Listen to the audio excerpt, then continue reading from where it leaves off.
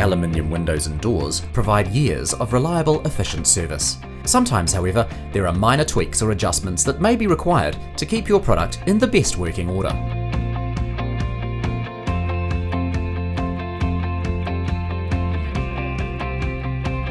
Sometimes houses move over time, and this means that minor tweaks are needed to keep everything in alignment.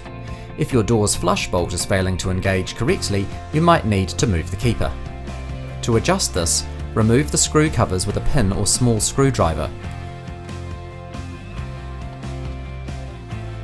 Loosen both screws with a square head screwdriver. Then adjust the position of the body to obtain optimal bolt alignment. Once you're happy with the position, retighten the screws. Then check the flush bolt operates correctly before replacing the screw covers.